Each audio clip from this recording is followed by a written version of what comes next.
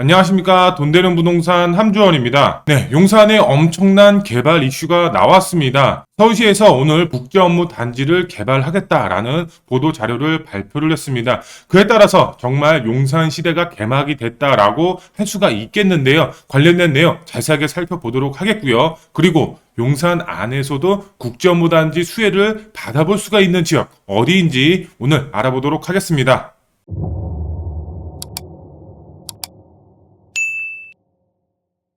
화면을 보시면 서울시에서 발표한 보도 자료가 나와 있는데요. 2022년도 7월 26일 날 바로 오늘 발표한 보도 자료라고 보시면 될 것 같은데요. 네, 서울시 10년째 방치 용산 정비창 미래 중심지 국제업무단지로 재탄생 이렇게 나와 있습니다. 그 전까지 보면은 국제업무단지 개발된다.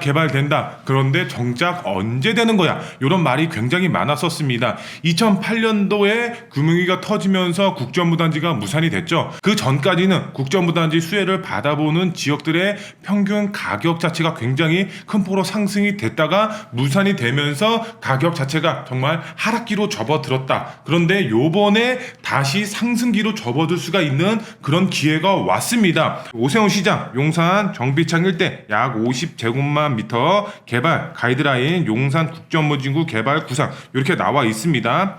최고층 건물 사이에 녹지공원 펼쳐지고 글로벌 하이테크 기업 몰려들 수가 있는 실리콘밸리로 조성하겠다 이렇게 나와 있고요. 일자리, 주거, 여가, 문화, 직주 혼합 실현을 위해 다용도 복합 개발, 지상부 녹지율을 50% 이상 가져가겠다 이렇게 나와 있습니다.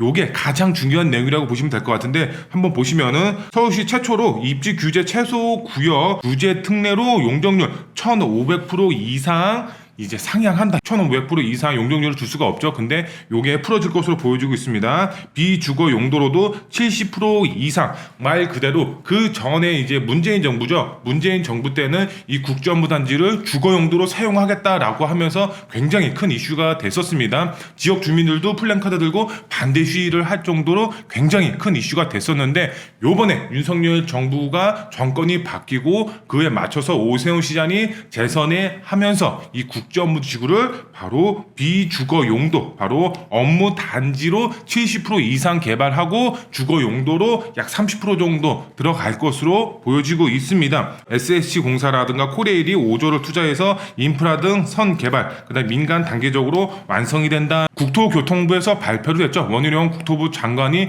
용산 시대가 개막이 됐다 이런 말을 했었습니다. 이 보도 자료만 보더라도 용산 시대 이제 진짜 개막이 된다라고 보시면 될 것 같습니다. 네, 화면을 보시면은 용산 국제업무진구 복합용지 계획안 이렇게 나와 있는데요. 요렇게 기본 계획이 수립이 되어 있는 겁니다.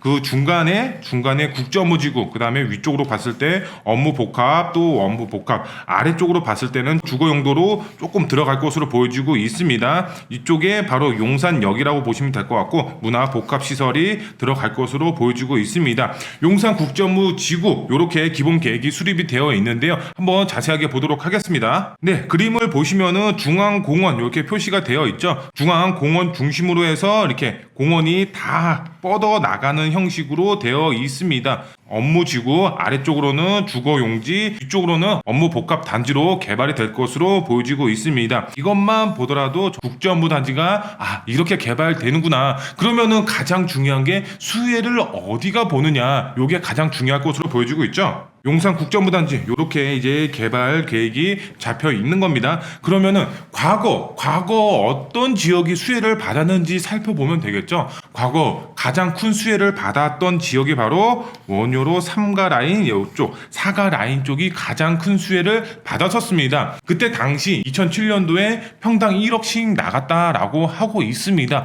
2007년도에 평당 1억이었으면 굉장히 높게 형성이 된 것이다. 지금도 평당 1억 나가는 지역이 거의 뭐 한강로 라인이라든가 상업지 말고는 거의 없습니다. 용산 안에서도 재개발 예정지 쪽 1종이라든가 2종 일반 주거 지역의 평균치 보면은 한 5천만 원 플러스 마이너스로 평당가가 유지가 되어 있습니다. 하지만 과거에는 이 원효로 3가라든가 4가 라인이 2007년도 당시에 평당 1억씩 나갔다. 하지만 리먼 브라더스 사태가 터지고 나서 가격 자체가 정말 쭉 빠졌습니다. 그만큼 국제업무단지 수혜를 받을 수가 있는 가장 큰 라인이 원효로 3가 4가 라인이다 하지만 원유로 3, 4가 라인 장기적으로 접근을 해야 되는데 이쪽으로는 지금 신통기 공모 접수 지역이죠. 지금 들어가기에는 리스크가 있습니다. 가장 큰 수혜를 받을 수가 있는 지역인 반면에 투자를 하고 싶어도 할 수가 없는 지역입니다. 그러면은 차선책을 마련을 하셔야 되겠죠. 차선책 어디인가요?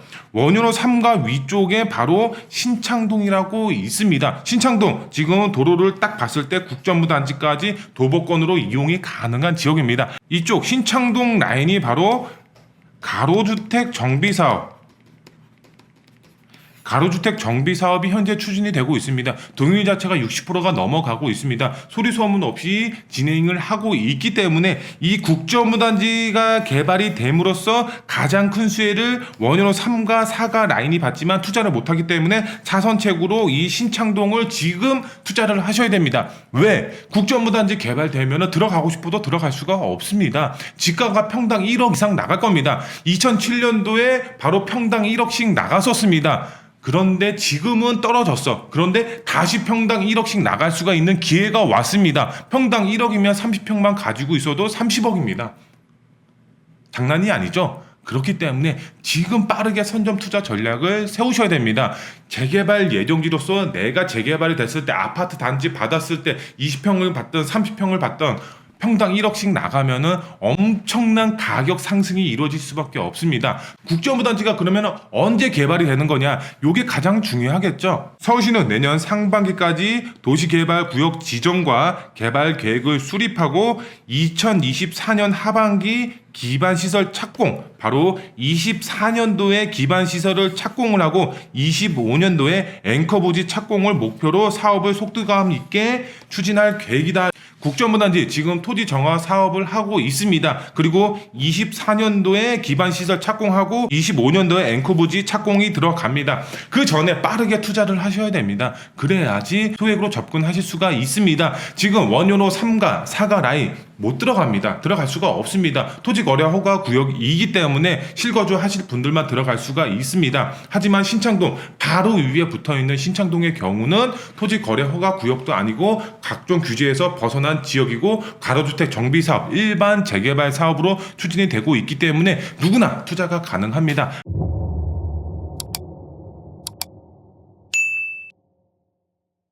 네, 서울시가 국정무단지를 개발한다고 합니다. 앞으로 용산시대가 개막이 될 것으로 보여지고 있는데요. 국정무단지뿐만 아니라 용산 민족공원, 그리고 서울역 북부 역세권 개발 사업, 그리고 남산 고도 제한까지 풀릴 것으로 보여지고 있습니다. 한강변 라인 쪽으로 봤을 때는 50중 규제까지 폐지한다라고 하고 있기 때문에 정말 용산을 현지 개발할 수가 있는 상황이다. 관련된 내용 자세하게 상담이 필요하신 분들의 경우는 저희 사무실 언제든지 열려 있습니다. 편하게 전화 주시면 상담 도와드리도록 하겠습니다.